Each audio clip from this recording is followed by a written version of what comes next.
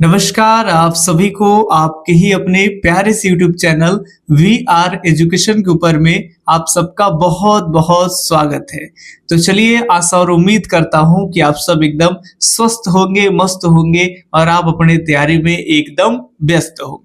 तो आज हम देखेंगे ज्योग्राफी का टॉप 10 वाले वीडियो सीरीज में सेकेंड वीडियो, ठीक है।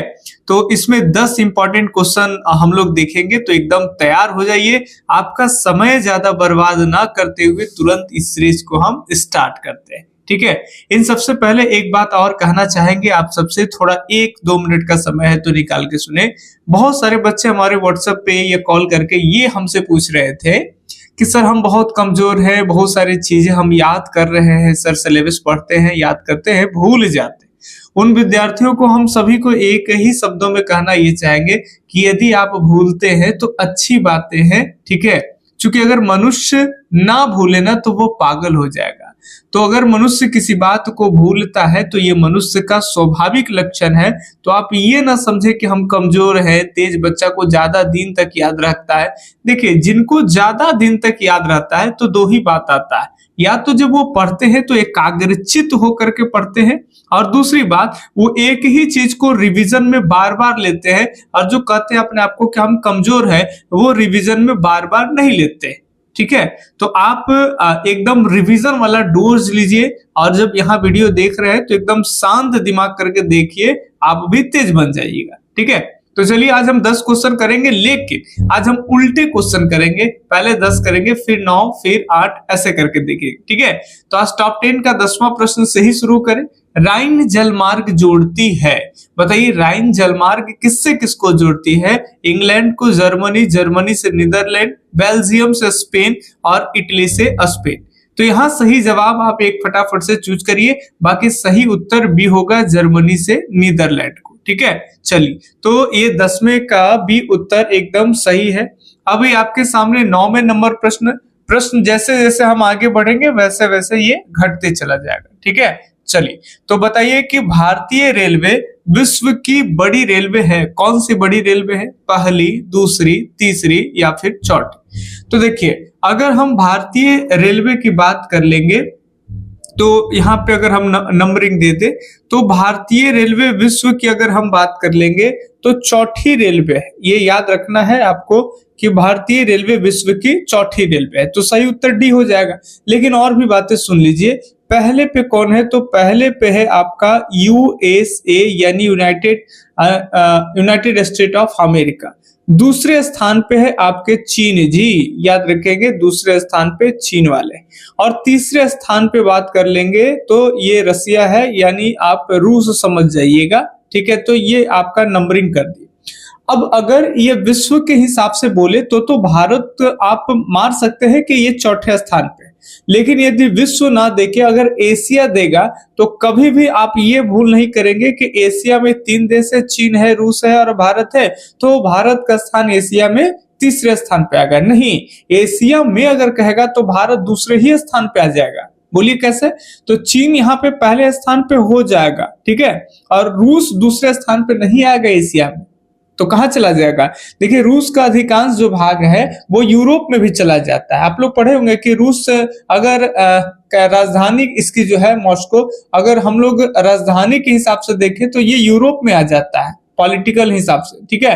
तो ये बातें आता है कि अगर एशिया पूछेगा तो पहले स्थान पे चीन, दूसरे स्थान पे भारत। लेकिन अगर वर्ल्ड के हिसाब से कहेगा तो पहले यूएसए, फिर दूसरा चीन और रूस और आपके आ जाएंगे भारत। क्लियर? चलिए अगले सवाल की तरफ बढ़ते हैं। अगर सीरीज को समझ में आता है, आपको बेनिफिट होते हैं तो आप लोग स्वेच्छा से लाइक कर भी सकते हैं, अन्यथा ना भी करेंगे तो कोई दिक्कत वाली बातें नहीं है, ठीक है। चलिए, तो अगले प्रश्न है आपके सामने कि किस भाषा परिवार की जनसंख्या सबसे कम है? अभी बताने कि सबसे कम कौन से भाषा परिवार की जनसंख्या है। द्रविड़ का है या ऑस्ट्रिक का है, भारतीय यूरोपीय का है, ये चीनी तिब्बती का। तो अगर हम बात कर लेंगे किस भाषा परिवार की जनसंख्या सबसे कम है, तो देखिए अगर इंडिया की अगर बात कर लें तो दक्षिण में सबसे बोली जाने वाली जो भाषा परिवार है इसको कहते हैं, एक मिनट पहले एक रफली हम नक्शा बनाने का प्रयास कर ले, गड़बड़ हो गया ना मैप। चलिए चलेगा, सब चलेगा यहाँ, है ना, मान के चलिए। तो साउथ में जो भाषा है जैसे मलयालम है केरल में, इसके अलावा कर्नाटक में कन्नड़ है, तेलुगु है, आपके आंध्र प्रदेश वगैरह तेलंगाना साइड में बोली जाती है, तमिलनाडु में तमिल है। ये सब एक ही भाषा परिवार के, इसको हम कहते हैं द्रविड़। दक्षिण में अच्छी खासी संख्या में बोली जाती है। भारतीय भारोपीय में जितने भी है, आपका हिंदी है, संस्कृत है, अंग्रेजी है, ये सब भारतीय भारोपीय में आते हैं, जो कि सबसे ज्यादा बोली जाती है। लेकिन यहाँ पूछा गया है कि किस भाषा परिवार की जनसंख्या सबसे कम है, ठीक है। और आस्ट्रिक जो जनजातीय भाषा है, जितने भी आप झारखंड है, उड़ीसा है, पश्चिम बंगाल साइड में जो जनजाति लोग रहते हैं, तो हिमाचल प्रदेश में भी बहुत सारे जनजाति लोग हैं, तो जनजातियों की एक अपनी भाषा समुदाय है। आप लोग देखे होंगे असम साइड में भी बहुत सारी जनजाति है, गारो खासी, सब संथाली वगैरह, ये सब आपको मिल जाएंगे, अलग अलग जाति, उगोंडा उंडा। तो ये सब जातियों का, जनजाति का जो अपना भाषा है उसको कहते हैं आस्ट्रिक। ये भी अच्छी खासी बोली जाती है, लेकिन जो चीन से सटे हुए जो भाग है उधर कम है, इसको चीनी तिब्बती कहते हैं भाषा। ये भारत में सबसे कम बोली जाती है, और सबसे ज्यादा रहेगा तो भारतीय भारोपीय हो जाएगा, ये यूरोपीय हो जाएगा, ठीक है। चलिए 8 नंबर हो गया। अब ये साथ में 10 क्वेश्चन फटाफट से देखेंगे, इसीलिए आप एकदम घबराइएगा नहीं कि कितना जल्दी हो। शिक्षा है तो थोड़ा सा टाइम लगेगा ही लगेगा। चलिए अगले बात अगर कर ले, आदिम कालीन समाज निर्भर था। आदिम कालीन समाज किस पर निर्भर था? जंगलों पर, व्यवसाय पे, जंगली पशुओं पर, या फिर उपयुक्त में से कोई नहीं। तो आदिम कालीन समाज की बात कर लेंगे तो ये जंगलों पर निर्भर था। वो जंगल में ही रहते थे, जंगल में ही कंद मूल फल फूल खा करके अपना जीवन यापन करते थे। तो 7वें का ये उत्तर एकदम सही हो जाएगा। अगले सवाल की तरफ बात करते हैं। अब ये होगी आपके 6वें नंबर प्रश्न। ये भी काफी बढ़िया सा प्रश्न है, ठीक है। इसका आप उत्तर देंगे। ओपेक का गठन किस वर्ष हुआ था? क्या 1960 में हुआ, 1948 में, 1955 में, या फिर 1961 में? ओपेक की बात कर लेंगे। इसके गठन जो होती है 1960 में होती है। आपको सही उत्तर यहाँ पे ए उत्तर होगा। ओपेक का गठन 1960 में होता है। अब यह बात कर लेंगे इसकी राजधानी अगर वर्तमान समय पूछी जाए तो इसकी जो राजधानी है वो वियना है, ठीक है। दरअसल क्या है कि आप लोग सुने होंगे कि सबका एक संगठन होता है, जैसे बनिया का भी एक कम्युनिटी होता है, यूनियन होता है, नाई का होता है, अलग अलग कास्ट का होता है। तो उसी तरह से वर्ल्ड लेवल पे जो भी पेट्रोलियम एक्सपोर्टिंग कंट्री है, जो पेट्रोलियम को दूसरे देशों में निर्यात या बेचते हैं, तो उन सभी पेट्रोलियम निर्यात करने वाले देशों का अपना एक यूनियन है, ऑर्गेनाइजेशन है, उसी को कहते हैं ओपेक। क्या कहते हैं उसको? तो कहते हैं उसको ओपेक, ठीक है। यहाँ पे ऑर्गेनाइजेशन पेट्रोलियम एक्सपोर्टिंग कंट्री हो जाएगी। तो ये याद रखेंगे। इसमें 5 देश थे और इसमें 5 में आपको नाम ध्यान रहे तो और भी बढ़िया है। जैसे आपको याद रखेंगे, इसके लिए याद रखना है आपको पहले वेनेजुएला, ठीक है। वेनेजुएला आप ऐसे याद रख सकते हैं, ट्रिक विस्की, ठीक है। क्या याद रखना है? तो विस्की याद रखना है, ठीक है।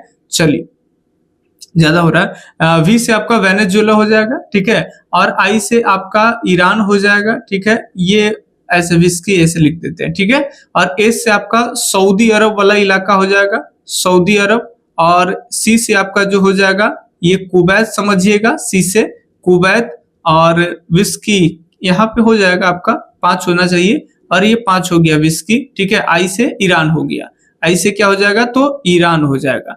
तो देखिए इसमें केवल एक वेनेजुएला जो है आपका याद रखेंगे, ये वेनेजुएला दक्षिणी अमेरिका महाद्वीप में आता है, एक देश है। वर्ल्ड की सबसे सुंदर सुंदर लड़कियां यही होती है। अब ये बोलेंगे तो आपका कंसंट्रेशन ऑटोमेटिक बढ़ जाएगा, ठीक है। तो ये दक्षिण अमेरिका के मात्र एक देश है वेनेजुएला, और बाकी जितने भी देश देख रहे हैं, ईरान है, सऊदी अरब, कुवैत और इराक, दो जगह ईरान लिखा गया है। तो एक आई से एक ईरान लगा लीजिएगा, तो एक इराक, और एक इराक, तो एक ईरान, ठीक है। तो ये सभी जो कंट्री है वो एशिया में आते हैं। तो मात्र एक ही जो है वो दक्षिण अमेरिका के, बाकी सबके सब एशिया में। और ये लोग अपनी राजधानी कहाँ रखा है? तो ये लोग अपनी राजधानी रखे हैं वियना में, ठीक है। चलिए अगले सवाल की तरफ बात कर लेंगे। ए उत्तर सही है, 1960। अगले सवाल देखिए, ये भी बढ़िया प्रश्न है, इसको भी बढ़िया से देखेंगे। चेन्नई पतन किस प्रकार का पतन है? चेन्नई बंदरगाह के बारे में आपको बताना है, किस प्रकार का बंदरगाह पतन है? कृत्रिम, प्राकृत, नदीय द्वीप, या फिर नदमुख, ठीक है। तो अगर हम बंदरगाह को आपको समझाना चाहें तो ये आपको दक्षिण भारत का मुख्य रूप से ये मैप बनाने का प्रयास करें तो ये है। अब समुद्र के किनारे जो है वो पतन बंदरगाह है। इसमें अगर कह रहा है कि किस प्रकार का पतन है, कौन सा, तो भाई चेन्नई वाला। तो चेन्नई वाला किस प्रकार का पतन है ये आपसे पूछा जा रहा है। एक मिनट। तो चेन्नई पतन की अगर हम बात कर लेंगे तो ये कृत्रिम है या प्राकृतिक है। तो देखिए 3 ही पतन बस कृत्रिम है और बाकी सब के सब जो है वो प्राकृतिक है। वो 3 कौन है? तो महाराष्ट्र में देखेंगे तो मुंबई तो पहले का है, मुंबई के जस्ट बगल में जो है वो एक है नवाहा सेवा करके है, शॉर्ट में लिख रहे हैं। और एक यहाँ पे तमिलनाडु में एक आपको चेन्नई मिलेंगे और चेन्नई के जस्ट बगल की अगर हम बात कर लेंगे तो इससे हल्का ऊपर जो है कुछ ही किलोमीटर की दूरी पे एक बंदरगाह मिलेगा आपको इन्नौर पतन। तो ये इन्नौर जो आप देख रहे हैं और चेन्नई, तो ये दो पश्चिमी पूर्वी तट पे और इधर देखेंगे तो पश्चिमी तट पे एक जिसको कहते हैं नवाहा सेवा। ये 3 बंदरगाह कृत्रिम है। बाकी जितने भी बंदरगाह का नाम सुनते हो चाहे वो कांडला है, चाहे वो मुंबई हो, चाहे वो मंगलोर है, ठीक है, चाहे तूतीकोरिन, सभी बंदरगाह प्राकृतिक।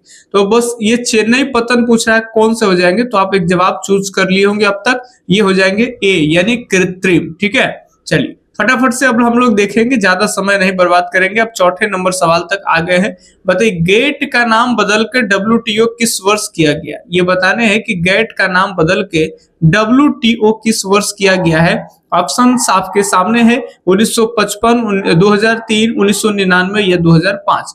तो देखिए गेट जो है ना वो पुराना नाम है किसका? तो WTO का। ठीक है, तो ध्यान सुनेंगे। पहले क्या था कि 1 जनवरी 2000 लिख रहे हैं, 1 जनवरी 1948 को 1 जनवरी 1948 को व्यापार हेतु ये गेट आया था। ठीक है, गेट। अब इसी का नाम चेंज करके आगे चल के जनवरी 1995 की बात करते हैं। इसका नाम बदल करके और WTO कर दिया गया, वर्ल्ड ट्रेड ऑर्गेनाइजेशन। आप 10th क्लास में ही पढ़े थे। ठीक है, विश्व व्यापार संगठन। तो ऐसे प्रश्न पूछा जाएगा कि विश्व व्यापार संगठन का पुराना नाम क्या है? तो गेट है। गेट की स्थापना वर्ष पूछ लिया जाए तो 1948, और अगर WTO की स्थापना की जाएगी तो यही गेट का नाम बदल के और WTO इसको कर दिया गया। इसकी स्थापना जनवरी 1995 में। ठीक है, तो यहां सही जवाब हुआ कि गेट का नाम बदलकर WTO किस वर्ष किया गया, तो ये हो जाएगा ए उत्तर 1995। अगले सवाल की तरफ बात करते हैं। तो ये रहा आपके सामने अगले सवाल। ठीक है, सीरीज को लाइक स्वेच्छा से जरूर कर दिया करिए। बताइए इन शब्दों में किसका प्रयोग अंतरराष्ट्रीय व्यापार में किया जाता है? डंपिंग का, व्यापार संतुलन का, मुक्त व्यापार का, या फिर इनमें से सभी? फटाफट से बताएंगे।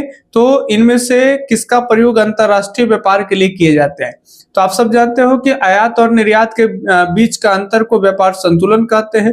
फ्री में एक दूसरे कंट्री के बीच में अगर ट्रेडिंग है, मुक्त व्यापार है। डंपिंग क्या है ये बता दे। जैसे ये कोई देश है, ये कोई देश है, ठीक है, जैसे मान लेते हैं ये चीन वाला है और ये मान लो भारत वाला है।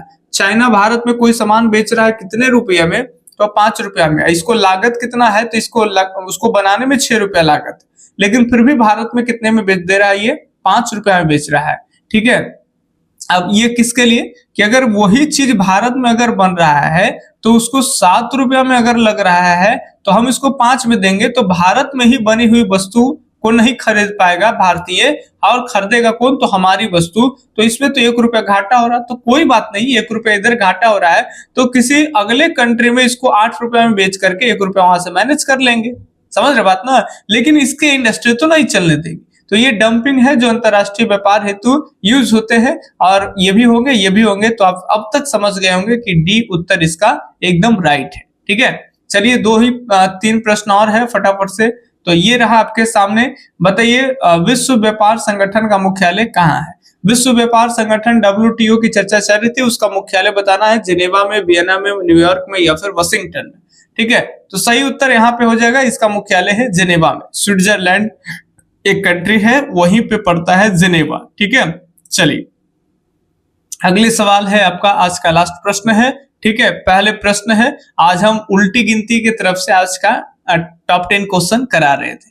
बताइए जाम्बिया अपने विदेशी मुद्रा का 95% क्रियाकलाप किस क्रियाकलाप से अर्जित करता है? तांबे का निर्यात कर या फिर नकदी फसलें निर्यात कर, रबड़ निर्यात कर, मशीनों का निर्यात कर। तो जाम्बिया अपने विदेशी मुद्रा का जो अर्जित करता है वो आपके तांबे बेच करके। जाम्बिया दक्षिण अफ्रीका का अफ्रीका महाद्वीप है, तो अफ्रीका महाद्वीप में ही आने वाला एक देश है जाम्बिया। तांबे अच्छे खासे वहां होते हैं और उस तांबे का उत्पादन कर करके और उसको बेच कर करके अपने विदेशी मुद्रा का 95% वो मुद्रा अर्जित करता है। तो कैसा लगा सीरीज आप लोग कमेंट में जरूर बताइएगा, ठीक है, ताकि आपको आपके लिए आगे भी हिस्ट्री, ज्योग्राफी, पॉलिटी हो या फिर हिंदी हो, म्यूजिक हो, होम साइंस हो, इन सब का सीरीज आपके लिए लेकर के हम आते रहे, ठीक है। बाकी कोर्सेज वाले भी हर वीडियो में बताते हैं, बार बार बोलना भी ठीक नहीं लगता है। जिनको लेना है, जो कमजोर है या फिर जिनकी स्थिति सामान्य चल रही तैयारी और बहुत तेजी से थोड़ा सा गति देना चाहते हैं, तो वो हमारा कोर्स ले सकते हैं। मात्र 199 रुपया में ऑफर के साथ आपको अब दिया जा रहा है। 3 सब्जेक्ट का आपके तैयारी हम कराएंगे, क्लास, नोट्स, पीडीएफ, सारा कुछ, ठीक है, मात्र 199 रुपया में। और आपका एक सब्जेक्ट करिएगा तो केवल 99 रुपया में, ठीक है। इसके लिए नंबर नोट कर सकते हैं 882537 और 6551। ये मेरा व्हाट्सएप नंबर, कॉल नंबर, सारा कुछ। पेमेंट भी आपको इसी नंबर पे करने हैं, ठीक है। बाकी मिलते हैं अगले दिन अगले वीडियो सीरीज में, तब तक के लिए धन्यवाद। जय हिंद, अल्लाह हाफिज, आपका दिन शुभ हो, राधे राधे।